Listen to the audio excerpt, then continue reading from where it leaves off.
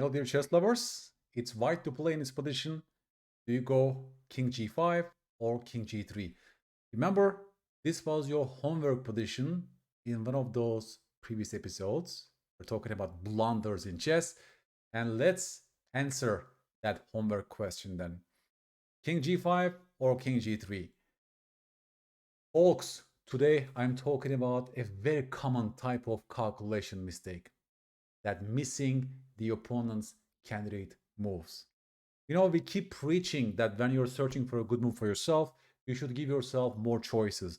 Generate several candidate moves that speak to the position. This way, you know that you have choices, and if one of those candidates turns out to be a very difficult one to calculate, you can always take a step back and ask yourself whether you're missing an alternative, or maybe the alternative move is a much stronger move for you. As Dvoretsky says, most calculation mistakes happen on the very first move because people don't give themselves choices. But the same idea also applies in finding the opponent's candidate moves. The opponent also has several different ways of reacting to your moves, right? That's why it can grow exponentially, basically, that calculation tree. That's why it's also difficult. So the bottom line is this: while you're searching for several candidates for yourself, you should also be open-minded and give the opponent several different choices to choose from against your move. So I will show you today 4 or 5 key examples, instructive examples, to prove my point.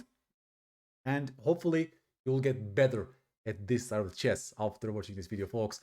So let's go back to this position. Remember, king g3 or king g5. First of all, I will show you the right answer. King g3 is very nice because you're hitting that rook and you're forcing rook e2, and you can always go back to f4, and the position is actually objectively a draw in this position. As long as white is careful, white goes back with the king, black has no real way to improve their position, and it should end in a draw. So what is the problem with the move king g5? King g5, at first sight, it looks like a great move, because if black takes on g2, right? If black takes on g2, then you can take on f5, and if black blunders again and exchanges those rooks, right, you end up in a completely winning pawn endgame. But this will be wishful thinking for white in this position to only give rook takes g2 as a candidate to black. And here we are talking about finding those surprising candidates for the opponent. So you tell me, folks, what will black do after the move king g5? We are not playing checkers. We don't need to capture free stuff, but white was missing this very powerful pawn move f4, and suddenly black is very close to generate a pass pawn that is very, very advanced, right? So this move king g5 actually allowed the pawn to reach f4, and now this e pawn is becoming so dangerous for white. And now if you have to take, well, you have to take on you have to take on f4, right? Otherwise, I will capture on e3. Everything is dropping. After e takes f3 comes my question, folks. Should black play e3 or rook takes g2 right now? Again, you can stop the video and find the best move for the opponent, so to speak. And yes, you're a great player if you found the entire sequence of rook takes g2. Now that's a very good move for black, because the resulting pawn endgame, the pawn on e3 will be queening first. You're a great player if you solve the entire sequence, and here of course black queens first, and black is winning this position with extra queen. A mistake would be to push e3 here, because white is just in time to take that pawn with check, and then find the move rook e5 to stop the pawn on e2. This is only a drawn endgame, by the way. So you see, after e takes f4, black needs to find rook takes g2, but that's also very forcing for black. If they find this move, then there's no turning back for white, and black is winning this game. So you see the blunder. King g5 is a blunder because after f4, white has no defense in this position. Those pawns are so close to the promotion, and white lost the game by only expecting this candidate move for the opponent, right? So calculation-wise, that's the mistake for white, because by going king g5, he's only focusing on this forcing move, rook takes g2. And that's what, if you're fully focusing on forcing moves for the opponent, right, then you can also miss such quiet moves like a pawn move like f4, right? That's a much more quiet looking move than rook takes g2, but much more stronger for black, right? Because that pawn becomes unstoppable literally after f4. So I've seen it myself as a coach many times. People have trouble seeing pawn moves. They keep blundering when it comes to pawn moves in chess, and that's a perfect example. But to me, that's a great example of not giving enough choices for the opponent, right? White went wrong because of wishful thinking, basically, in his position. He was wishing that, oh, well, you only have this, and I have a beautiful position here. If you take my rook in his position, that's just game over, right? All these things are good to have, of course, but that can also lead to confirmation bias, right? You're only looking at evidence from the world that confirms your beliefs. That's what White was doing in this game. It's a student game, by the way. He was playing with white pieces against me, and well, he totally missed this f4 resource, as he told me after the game. Interestingly, another position with the same student. I was with the black pieces, and here it's white to play, folks. I will give you two choices, rook f3 or king h2 in this position. Please avoid the blunder, and the way to avoid the blunder is to give your opponent several candidate moves to choose from, okay? Folks, this time I will show you the blunder first. My student played the blunder rook f3 because he only hoped and wished that I was going to reply with takes, and the resulting position is just a draw, right? Because the white king is perfectly placed to stop the black king. If you have to drop back, then I just take the position like this, right? And there's no way for black to make progress in this position. It's a simple draw. What was wrong with the move rook f3 then, right? Let me ask you this way. What could be wrong with the rook f3? Because white missed the second candidate for black, which I played instantly, namely king e4. This looks like a quiet move too, but if you look deeper, that's a very forcing move because now white has to take on e3, but the resulting endgame is not a draw because of black's king activity, right? Now white is in zugzwang and he will lose all of their pawns, and black is simply winning like this by capturing on h4, right? Once you look at this position, it's easy to understand that black is completely winning here, but the trick for many players is to see this candidate for the opponent, right? Again, confirmation bias kicks in, wishful thinking kicks in. You only focus on this exchange line, and you're totally oblivious to the second candidate move for the opponent, right? That's a very interesting couple of mistakes from the same student. So he needs to get better at that, right? So now we actually understand, we take lessons from ourselves. In this sense, it's also good to have mistakes, folks. Please make peace with your mistakes, because if you're open-minded, if you really look at your mistakes objectively, then you gain information like that. And you want to break down all the mistakes like this. In this case, he was missing candidates for the opponent. He was expecting we are playing checkers, right? Because in checkers, takes are forced. So yes, if you're playing checkers, black has to take, and that's easy to calculate. But our game of chess is so beautiful because we don't need to always capture stuff, right? That's why it also makes it a very difficult game, of course. And king e4, this is, by the way, much more forcing than the previous pawn move f4, right? Because I'm really forcing this trade on e3, and white had to be so careful. The best move is king h2 in this position. And yes, I invite king g4, but then I activate my rook with rook g1, because you also have a weakness on g6. If you take on h4, f4, I take on g6, and that's a simply drawn rook endgame. The h pawn is not dangerous at all for us, and black will simply draw this position with minimal effort, really, right? Also, one thing is clear, pawn endgames are so committal, so you have to think really twice before you invite a pawn endgame, and there's no turning back for white after the move king e4, right? Now I'll show you two examples from grandmaster practice to tell you what a difficult process this is. Even for grandmasters, they can fail at the step of generating several candidates for the opponent or missing a candidate move for their opponent. Okay, the first example, black to play. So black in this position played the move knight d3 because in his mind he was only expecting bishop takes d3, because then he could win the knight on h5, right? So what can be wrong with the move knight d3 then? How do you blunder check this move, in other words? or which candidate black missed in this position that allowed white to gain material, folks. Please stop the video and find the best reaction for white in this position. You're a great player if you found white's move rook takes d3. This was totally missed by black, because if you take twice, well, if you take on d3, then you can't really capture my knight, right? You see it, because you're allowing bishop g6 check at that moment. So if you take my knight, then bishop g6, and white will win material, extra piece for white with a winning position. You see, sometimes it's also a lack of depth of calculation, is in this case, right? If black looked one ply deeper in this line, right, he could have figured out that this knight is not takeable right now in this position. So sometimes it's also related, of course, our depth of calculation. Probably black stopped too early, right? Probably black saw this, and then he told himself, okay, fine, if they take here, I take that knight. But he stopped his line before the forcing moves were over. And of course, tactical eye, the king is not so safe on this diagonal. He should have been much more careful in this case, right? So he went wrong, a grandmaster went wrong with the move knight d3, only expecting a normal looking capture like bishop takes d3 here. Now I will show you an example from top level, namely the World Championship match between Ding Liren and Jan Nepomniachtchi. Maybe you remember this game, folks, from last year's World Championship match.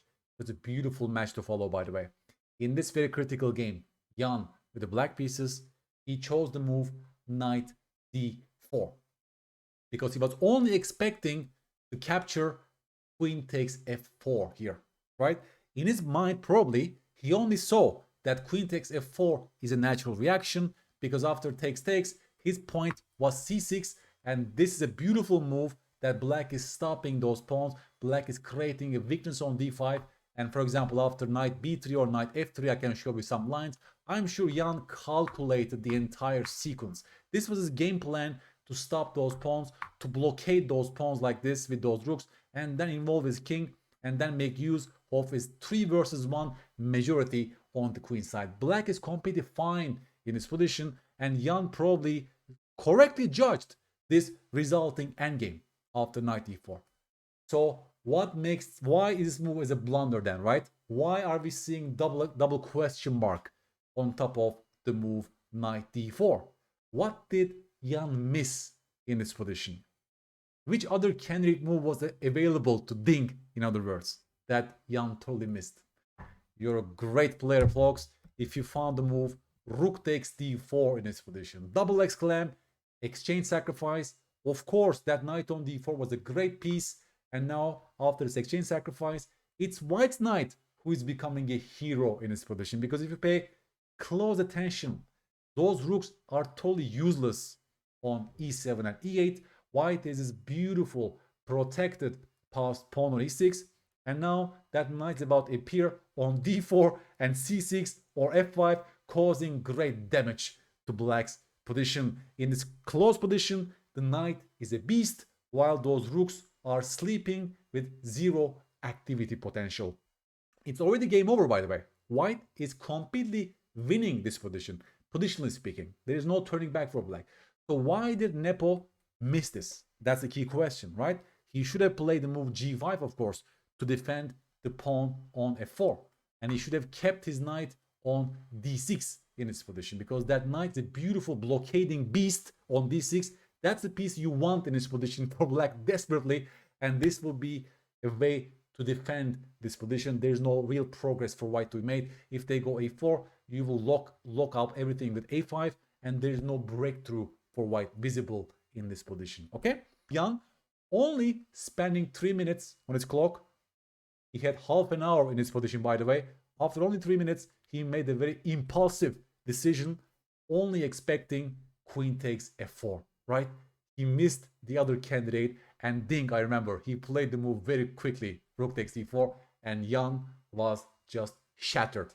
And Ding won the game beautifully. I will show you guys how he won. The problem for black is this: you can't even play c5 here, because those two pawns are now becoming so dangerous. You'll have d6 followed by queen d5. It's just game over, right? Takes queen d5 followed by d7. And you see my point. This queen is totally offside, And after king f7, d7, white simply wins this position, right? So c5 doesn't work. He tried g5 to defend the pawn, but then comes knight d4. Look at this. Knight d4, knight c6. It's a beast that is born, and you lost your beast as black, and now the game is already over, yeah? So queen g6. They want to stop queen f5, but comes Ding's beautiful move g4, and he wants to cement his knight on f5. It's a beautiful positional game, by the way.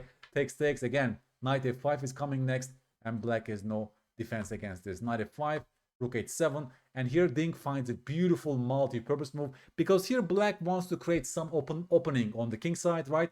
Here we see that the pawn storm is sort of raging. You don't want things to be opened up on the king side as white, so that's why he plays the move queen e4. And if you look at those 4 pawns, it's padlock pawn formation, namely black cannot open up lines. If you do h4, I go g4, everything is locked up. And if you go g4, I go h4, and everything is closed, which means it's zero activity for the rooks, right? You have no open files, zero activity for the rooks. And look at my knight on f5. Look at the beast, basically. There's just game over, yeah? So this queen e4 is a beautiful move, not only stopping g4, but also, right, hinting at knight e7 followed by queen takes g6. Beautiful positional move. And here after king h8, Ding won the game very, very easily, yeah? e7 followed by d6 or queen e6, and those pawns are unstoppable. d6 is on the board. If you take, well, you must. You allow this, right? And now white is winning back material. Queen g8 was tried. If you take my pawn on e7, by the way, I take the rook on e8, and it's white who has an extra piece in this position with a winning advantage. So Jan tried queen g8, but I mean, look at this position, right? He got the exchange back, followed by queen e6. This pawn is huge on e7. His king is also not safe at all, so it's just game over, yeah? Rook f1, nice idea. Just to force rook h6 before going back to d1. Now it's just a big threat of rook d8, and black has no response. Queen e5 check, followed by queen f5 check. Jan tried some moves, but there's no salvation. And the finish is also very nice. Queen g7 is a very nice move. Just keep an eye on everything in this position. And after rook g6, queen f8, we are coming to an end, folks. Here, Ding Duran found a beautiful move. Queen takes g8, followed by rook d8. And this pawn is now queening on the next move, either like this, or if you take my rook, the game is over. Queen f7, e8 equals queen, and the game is over. So Jan resigned after the move queen g8 already in this position. So this was a beautiful victory, but Jan went wrong in a very critical game in a World Championship match by ignoring the opponent's candidate move, rook takes d4. Because if he gave himself this choice, if he actually opened up his mind for this candidate, I'm pretty sure he's a strong enough player to judge positionally that white will be crashing that position. He ignored this move altogether for white because he played so quickly as well, and only after rook takes d4 he was tanking, he was thinking, but it was already too late because here white's already just winning. Yeah, there's no turning back. So the bottom line is this, folks. Even for super grandmasters, this process sometimes falters. Many psychological reasons, confirmation bias, wishful thinking, but also it's difficult, right, in chess to constantly generate more choices for the opponent as well, right? Sometimes we see a good-looking idea, and then if it's also like a well-established pattern, it's very difficult to disengage ourselves and look for a whole different idea, right? It's actually quite difficult. But that's also unfortunately where most calculation mistakes took place. If you constantly fail in this process of finding a candidate move for the opponent, then I think it's time to slow down and go deeper in those mistakes. As we saw in first 2 examples today, folks, sometimes you miss a quiet move. And that's also probably because of overtraining in, let's say, tactical puzzles, right? Because in tactical puzzles, you're generally finding very, very forcing solutions. But when you're playing actual games, sometimes the quiet move is the best, right? So also ask yourself those questions. If you failed all these puzzles today, maybe that's one signal for you to maybe look at actual games or do some guessed move training instead of solely relying on tactical puzzles, which are surely reinforcing those habits of looking for those forcing moves all the time, right? So I want you to take the right lessons from this video. Please write to me on YouTube your observations about this video. Did you fail? Were you successful most of the time? And how can we help solve this problem? It's not fully solvable. It's impossible to solve it fully, but we can just get better at this by gaining awareness of these issues. I'm doing it again, folks, to help you improve your chess calculation.